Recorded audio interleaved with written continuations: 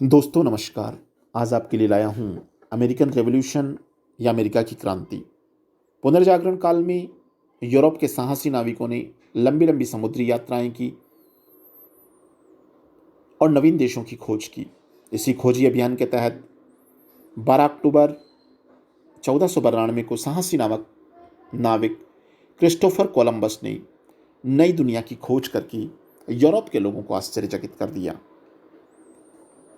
इस महाद्वीप की खोज के परिणाम स्वरूप यूरोपीय साम्राज्यवादी शक्तियां फ्रांसीसी, डच, स्पेनिश, अंग्रेज आदि यहाँ की प्राकृतिक संपदा के प्रति आकर्षित होने लगे और यहाँ उपनिवेश स्थापित करने की प्रतिस्पर्धा में संलग्न हो गए। आरंभ में स्पेन सबसे आगे था, किंतु धीरे धीरे फ्रांस और इंग्लैंड ही वहाँ रहे।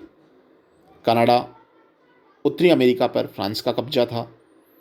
17वीं शताब्दी तक अंग्रेज अमेरिका में 13 उपनिवेश स्थापित कर चुके थे।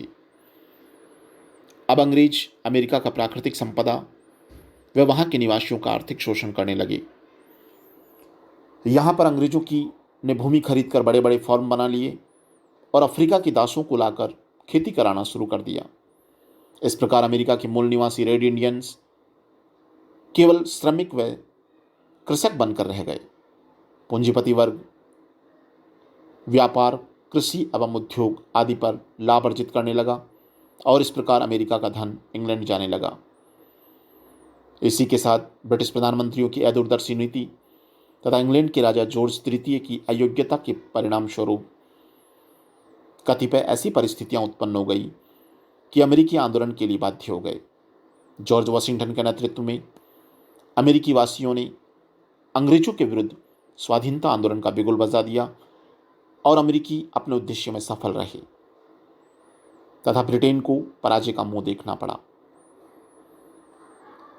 इंग्लैंड की सरकार द्वारा अमेरिकनों के आर्थिक शोषण व अमानवीय कार्यों ने अमेरिकी जनमानस को इंग्लैंड के विरुद्ध विद्रोह करने को विवश कर दिया।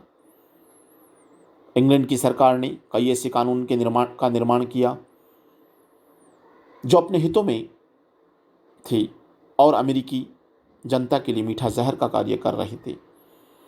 इन्हीं परिस्थितियों के विरुद्ध अमेरिकी जनता ने 1775 में इंग्लैंड के विरुद्ध विद्रोह कर दिया।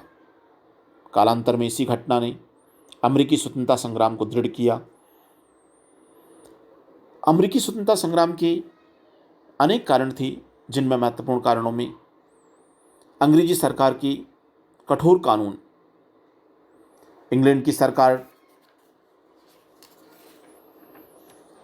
ने अमेरिकी जनता के हितों के विरुद्ध ऐसे कठोर कानून बनाए कि अमेरिकी जनता में असंतोष की आग फैल गई।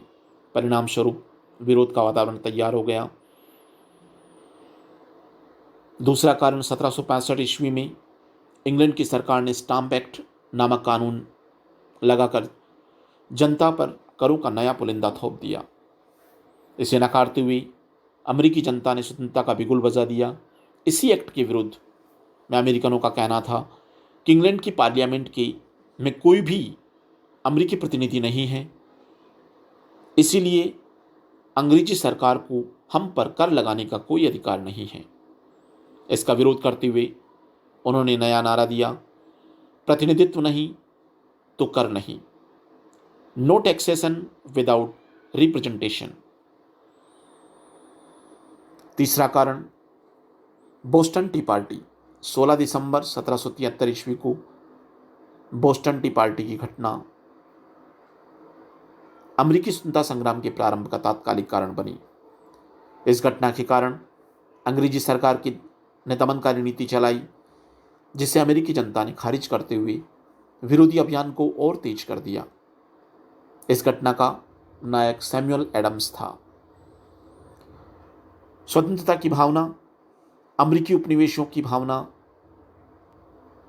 विकसित करने का कार्य Jefferson, Thomas pen, John Milton व जॉन लॉक जैसे प्रसिद्ध लेखकों ने किया।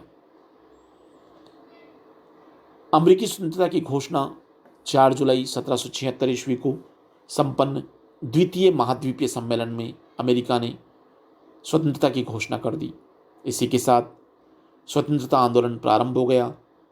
यह युद्ध 1783 ईस्वी में पेरिस की संधि के पश्चात समाप्त हुआ। इसके बाद संयुक्त राज्य अमेरिका का जन्म हुआ। 1789 ईस्वी में अमेरिका का लिखित संविधान बनकर तैयार हुआ। अमेरिकी क्रांति विश्व इतिहास की एक अभूतपूर्व घटना थी। इस क्रांति ने संपूर्ण विश्व पर कई अमिट प्रभाव स्थापित किए। इंग्लैंड और फ्रांस तो इस क्रांति से सीधे प्रभावित थे ही, साथ ही इस क्रांति के फलस्वरूप विश्व को एक नई दिशा प्रदान हुई। इस क्रांति ने कई प्रभावकारी परिणाम दिए। इस क्रांति के परिणाम स्वरूप एक विशाल भूभाग संयुक्त राज्य अमेरिका की स्थापना हुई। इस क्रांति के परिणाम स्वरूप विश्व को लिखित संविधान एवं गणतंत्रीय शासन प्रणाली उपहार में प्राप्त हुई। फ्रांस की क्रांति प्रत्यक्ष रूप से इस क्रांति से प्रभावित थी। विश्व में अन्य उपनिवेश भी स्वतंत्रता के लिए संघर्ष की ओर उन्मुख हुए। विश्व के पटल पर संयुक्त राज्य अमेरिका जैसी शक्तिशाली राष्ट्र का उदय हुआ।